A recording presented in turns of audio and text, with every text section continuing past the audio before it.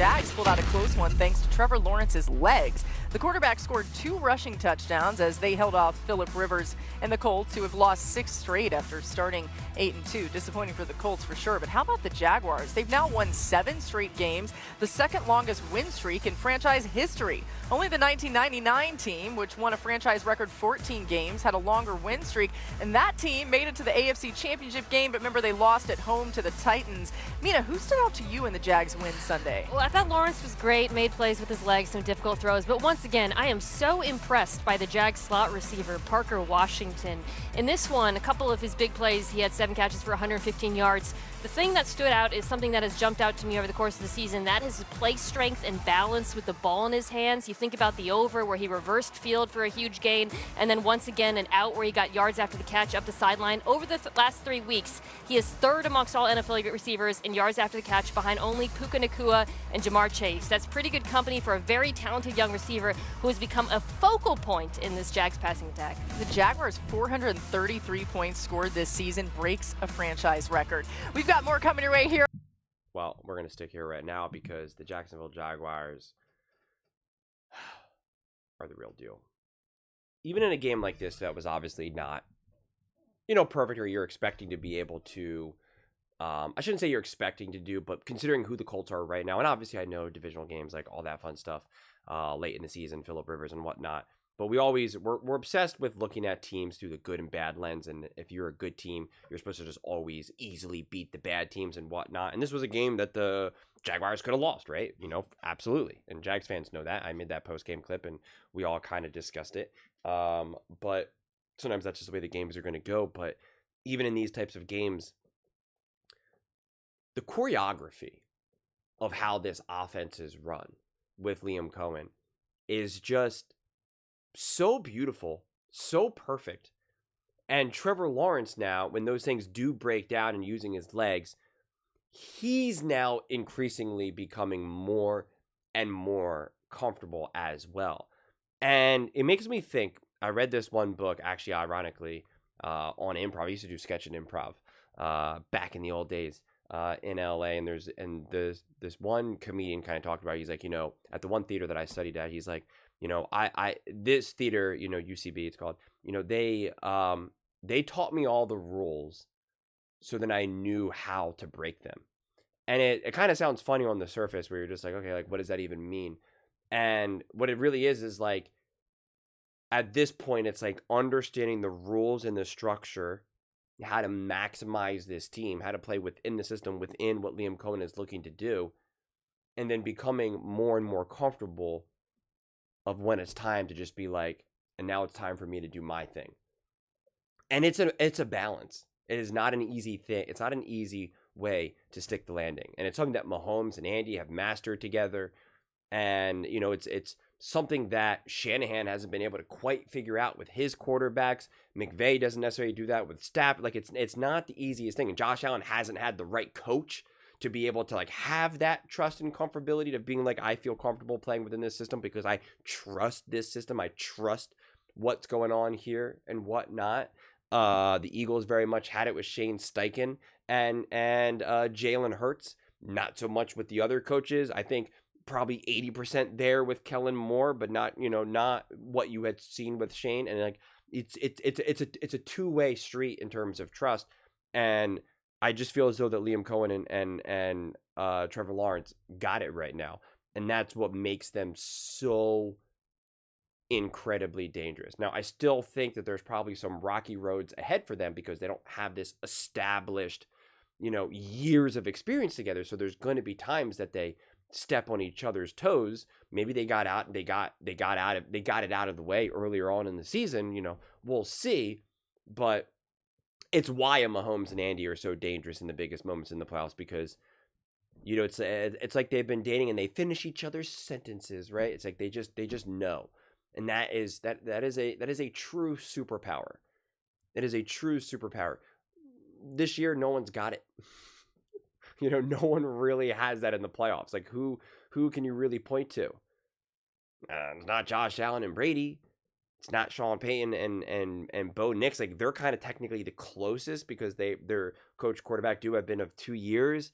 I don't think that's really what Harbaugh and Herbert's relationship quite is, because he's not even really the offensive play caller. On the other side, again, like I said, you have Stafford and McVay. It's a different dynamic, different relationship. Like I said, Shanahan and Purdy, maybe they're in the process of developing it. Don't think that's quite there. Shanahan is very much like, run the offense that I want you to. I'm the one that's playing chess. And it's not like an ego thing. It's just like, it's like, I'm here to put you in the best possible situation. And I just think that Liam Cohen can bring that, but then Trevor can just bring this other dimension that has been really exciting to see.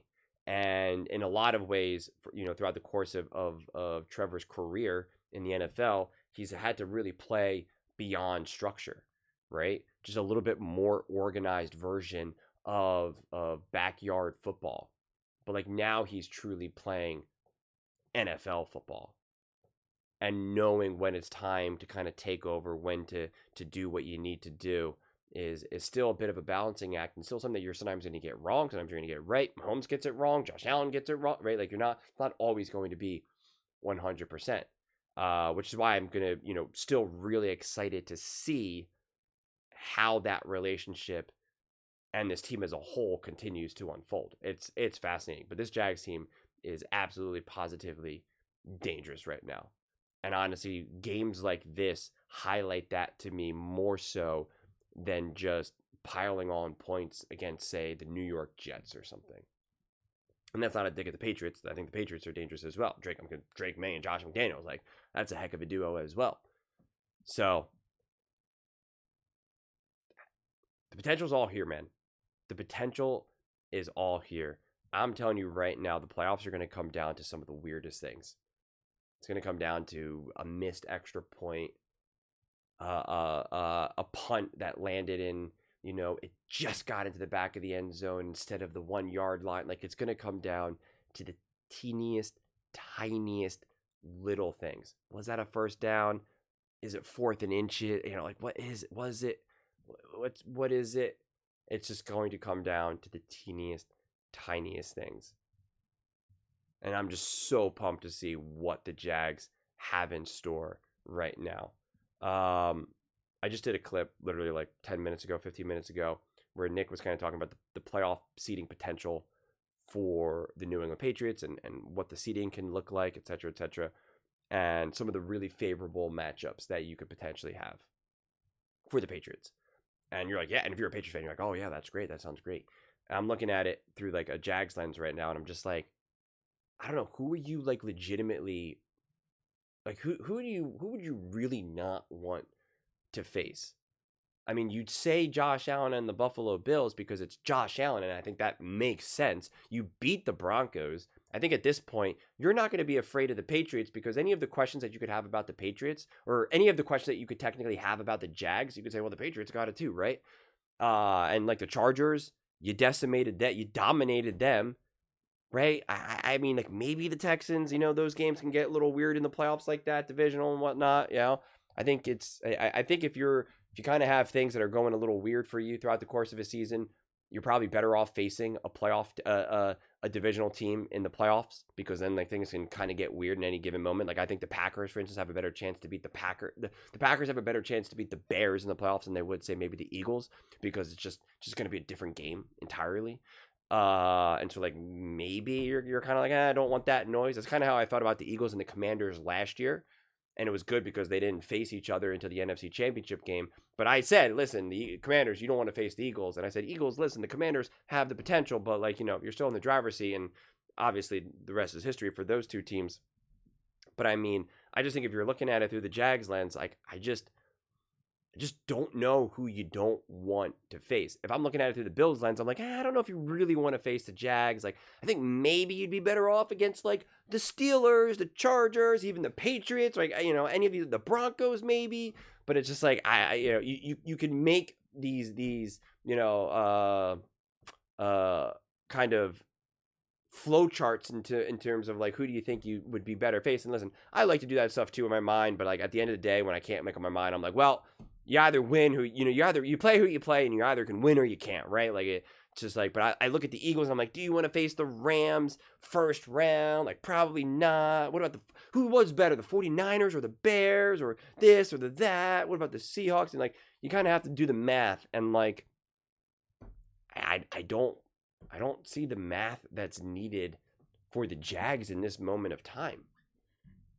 I really don't. And it's unclear. I'm trying to think if there's any other teams that I can confidently say that right now.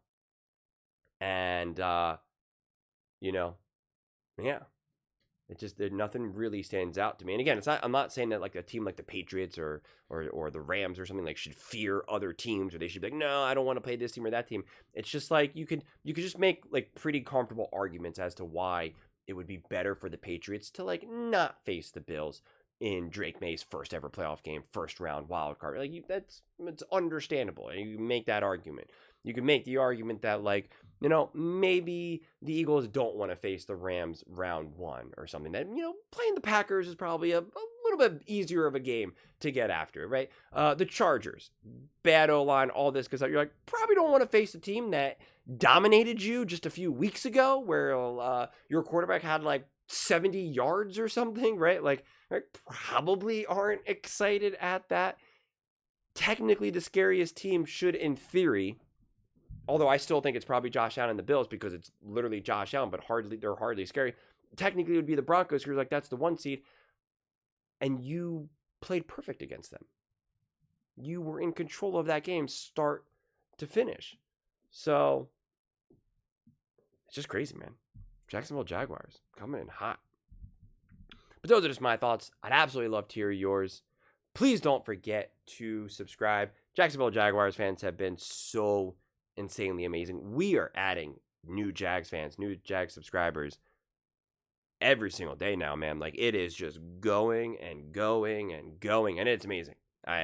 You guys, you literally went from watching 0 videos and it being absolutely positively brutal to make any Jaguars content, for me now making a video late in the day, which is notoriously not the prime time to watch a sports video, and me being like, I'm gonna make a Jags video. I'm comfortable with it. I got confidence in the Jags fan base. They'll show up, they'll watch, they'll discuss it. And so all I can keep saying is thank you so much, and please keep going. Please keep going. But let me know your thoughts. I read every single comment, so whether you agree with me or disagree with me. Either way, let's get in some discussions, let's get in some fights, but ultimately, let's just have some fun. And please don't forget to give this video a thumbs up, as it really does help with visibility and the algorithm. Thank you so much. See you next time.